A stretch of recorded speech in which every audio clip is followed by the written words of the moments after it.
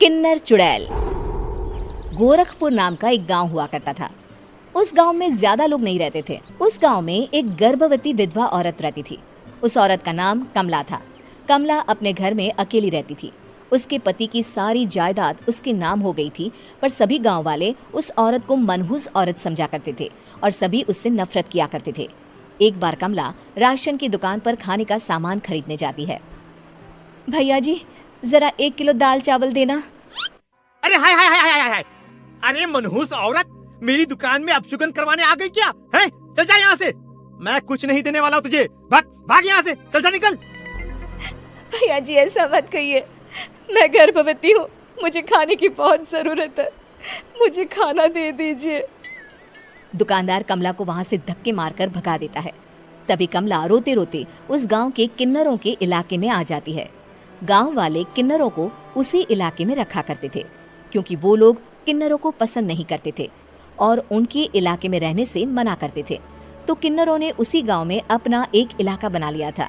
जब किन्नर लोग देखते हैं कि एक गर्भवती महिला रोते रोते उनके इलाके में आ गई है, तो सारे किन्नर कमला के पास जाकर उसका हाल पूछने लगते हैं। क्या हुआ बहन, तुम्हारी गर्भवती अवस्था में इतनी बुरी हालत कैसे? तुम रो क्यों रही हो? तुम डरो मत, हम तुम्हें कोई नुकसान नहीं पहुंचाएंगे। तुम शांत होकर सब बताओ कि हुआ क्या है। मैं कमला हूँ, मैं गांव के दूसरे इलाके से आई हूँ। 2 महीने पहले ही मेरे पति की मौत हुई है। मुझे गांव के लोग मनहूस मानते हैं, क्योंकि मैं विधवा हूँ और गर्भवती भी। वहाँ के लोग मुझे खाने के लिए कुछ बेचने के लिए भी तैयार नहीं, जिससे मेरा गुजारा नहीं हो रहा था। कोई बात नहीं कमला, हम तुम्हारा ख्याल रखेंगे। किन्नर लोग कमला को एक खाली घर में रहने के लिए जगह दे देते हैं और उसकी देखभाल भी करते हैं। कुछ ही महीने बाद कमला अपने बच्चे को जन्म देती है, पर अफसोस, कमला बच्चे को जन्म देते ही अपनी जान गंवा देती है। जब सब किन्नर बच्चे को देखते हैं तो बहुत खुश हो जाते हैं, क्योंकि वो बच्चा भी किन्नर ही था। कमला ने एक किन्नर बच्चे को जन्म दिया था। अब इस बच्चे की देखभाल कौन करेगा? हम तो इस बच्चे को गांव के दूसरे इलाके में भी नहीं भेज सकते। और तो क्या हुआ, इस बच्चे की माँ नहीं रही तो हम इसे पालेंगे। अब ये हमारे इलाके में रहेगा, हमारे साथ रहेगा। फिर वो किन्नर उस किन्नर बच्चे को गोद ले लेते हैं, उसका नामकरण कराते हैं। उस किन्नर बच्चे का नाम शक्ति रखा जाता है। देखते ही देखते शक्ति बड़ी होने लगती है। उसके रंग रूप बहुत सुंदर थे। वो बहुत सुंदर किन्नर दिखती है। एक दिन शक्ति एक किन्नर से पूछती है, माँ जी सुनिए ना, ये गांव के दूसरे इलाके में भी तो लोग रहते हैं, तो हम वहाँ क्यों नहीं जाते?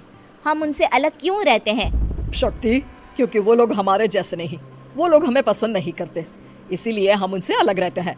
क्यों? वो हमें क्यों पसंद नहीं करते? मुझे एक बार उस इलाके में जाना है, मैं एक बार वहाँ जाकर घूम कर आऊँ। शक्ति, खबरदार, जो तू उस इलाके में कभी भी गई तो अपनी जान नहीं गंवाना चाहती तो उस इलाके में कभी कदम भी नहीं रखेगी, समझी? इतना कहकर वो किन्नर वहाँ से चली जाती है। शक्ति उस किन्नर की बात सुनकर बहुत रोती है।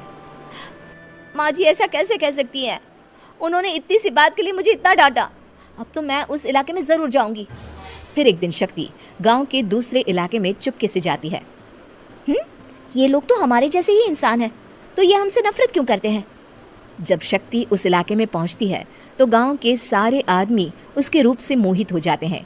वो लोग ये अंदाजा नहीं लगा पाते कि वो किन्नर है। शक्ति की सुंदरता देखकर सारे गांव वाले उसकी तारीफ करने लगते हैं। तभी गांव का चक्कर लगाने गांव के जमींदार का बेटा हर्ष वहां पहुंचता है। हर्ष भी दिखने में बहुत सुंदर होता है। जब हर्ष ने शक्ति को देखा तो वो भी उससे मोहित हो गया, और जब शक्ति की नजर हर्ष पर पड़ी तो वो हर्ष को देखकर मोहित हो गई। आपको पहले कभी इस गांव में देखा नहीं। इस गांव में आप नए हैं क्या?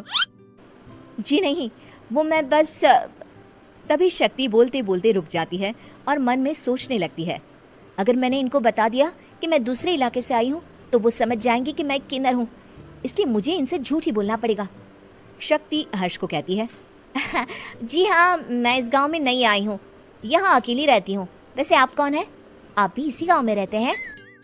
जी हाँ, मैं इस गांव के जमींदार का बेटा हूँ। आपको किसी भी चीज की जरूरत पड़े तो आप मुझे बता देना, मुझे अच्छा लगेगा। ऐसे ही शक्ति और हर्ष एक दूसरे से रोज मिलने लगते। वो दोनों अपने प्यार का इजहार करने एक दूसरे से मिलने जाते हैं।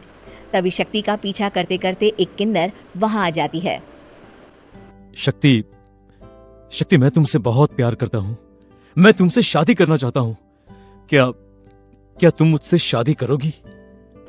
हाँ हर्ष, मैं तुमसे शादी करूंगी, पर मैं तुमको अपने बारे में एक सच्चाई बताना चाहती हूँ जो मैंने तुमसे छुपा कर रखी है। तभी उनके बीच में ही वो किन्नर आ जाती है। शक्ति, तेरी हिम्मत कैसे हुई ऐसा करने की?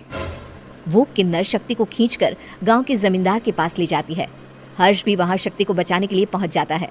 जमींदार शक्ति और हर्ष के प्यार के बारे में सुनकर गुस्से में आ जाता है और शक्ति को गांव के बाहर निकालने की सजा देता है। शक्ति ये बात सहन नहीं कर पाती और कुएं में कूदकर अपनी जान दे देती है। जमींदार हर्ष की शादी गांव की एक लड़की से करवा देता है, पर हर्ष इस शादी से खुश नहीं होता।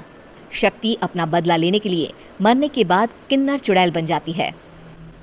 अब मैं इन गाँव वालों को नहीं छोड़ूंगी, अब इनसे मैं अपने प्यार का बदला लूंगी। किन्नर चुड़ैल गांव वालों को परेशान करना शुरू कर देती है। एक बार वो रात को गांव के खेतों में पहुंच जाती है और वहां आग लगा देती है। सारी फसल जल के राख हो जाती है। जब एक आदमी रात को उठकर देखता है कि खेत में आग लग गई है तो वो वहां पहुंच जाता है। वो देखता है कि खेतों के बीचों बीच एक किन्नर चुड़ैल खड़ी है और वहां खड़े होकर ताली बजा रही है। गांव वाला किन्नर चुड़ैल को देखकर बेहोश हो जाता है। जब सुबह उस आदमी को होश आता है तो वो सीधा जमींदार के पास जाता है। अरे जमींदार साहब, अरे वो किन्नर चुड़ैल ने मेरी सारी फसल जला दी। अब मैं क्या करूंगा? क्या होगा मेरा? जमींदार चुड़ैल किन्नर का नाम सुनते ही सब कुछ समझ जाता है। अब वो बहुत डर जाता है। उसी रात को जब जमींदार डर के मारे अपने कमरे में सो नहीं पाता, तभी वहां अचानक से किन्नर चुड़ैल आ जाती है। किन्नर चुड़ैल जोर जोर से जमींदार के आगे खड़ी होकर हंसने लगती है और ताली बजाने लगती है। जमींदार उस डरावनी किन्नर चुड़ैल को देखकर बहुत डर जाता है। तूने मेरे साथ बहुत बुरा किया, अब मैं तुझे जान से मार दूंगी। नहीं नहीं नहीं नहीं, मुझे माफ कर दो, मुझे मत मारो। मैं कभी ऐसा दोबारा नहीं करूंगा। अब तुम जो बोलोगी वही मैं करूंगा। ठीक है, मैं चाहती हूँ कि किन्नर इलाका गांव के इलाके से जुड़े और गांव का कोई भी आदमी किन्नर समाज से द्वेष ना करे, उससे नफरत ना करे, नहीं तो मैं सारे गांव को मार दूंगी। और तुम गांव में एक नया कानून बनाओ कि अगर किसी ने भी किन्नर समाज को हानि पहुंचाने की कोशिश भी करी या इनसे भेदभाव करने की भी कोशिश करी तो उनको कड़ी से कड़ी सजा मिलेगी। हाँ हाँ हाँ हाँ, मैं ऐसा ही करूंगा। तुम जो बोलोगी वो मैं करूंगा, पर मुझे जाने दो प्लीज। तब वो किन्नर चुड़ैल वहां से चली जाती है। गांव का जमींदार किन्नर चुड़ैल का कहा मानते हुए दोनों इलाकों को एक कर देता है और नया कानून भी लागू कर देता है। तब से वहां किन्नर समाज और बाकी गांव वाले शांतिपूर्वक